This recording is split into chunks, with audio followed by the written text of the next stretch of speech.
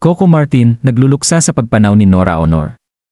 Sa pagpanaw ng tinaguriang i-superstar at pambansang alagad ng sining na si Nora Aunor ay isang malalim na lungkot ang bumalot sa puso ng aktor na si Coco Martin.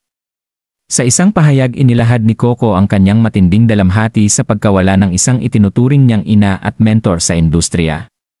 Nagkasama sina Coco Martin at Nora Aunor sa pelikulang Padre de Familia noong 2016 kung saan ginampanan ni Nora ang papel ng inang si Aida at si Coco bilang anak na si Noel.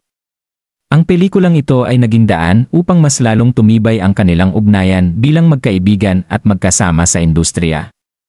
Hindi rin napigilang malungkot ni Julia Montes sa balitang ito.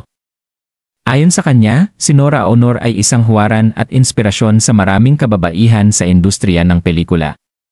Pahayag ng dalaga, si Miss Nora ay isang alamat. Ang kanyang dedikasyon at husay sa pag-arte ay mananatiling inspirasyon sa amin. Isa siyang tunay na kayamanan ng sining Pilipino.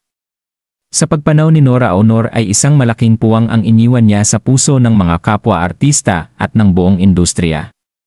Ngunit ang kanyang mga alaala, aral at kontribusyon sa sining ay mananatiling buhay sa puso ng bawat Pilipino. Para kay Coco, habang buhay may utang na loob siya sa bawat pagkakataon na ibinigay sa kanya. Hindi lang sa kanyang pamilya, kundi pati na rin sa mga fans na patuloy na nagmamahal at sumusuporta sa kanya. Ang mga fans ay hindi lang tagahanga, sila ang nagbigay ng lakas at inspirasyon kay Coco upang magpatuloy sa kanyang paglalakbay.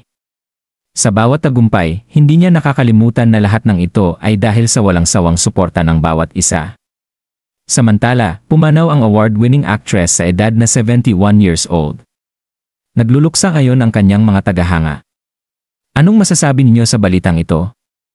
Magkomento sa ibaba at huwag kalimutang mag-subscribe for more videos. Maraming salamat sa panonood.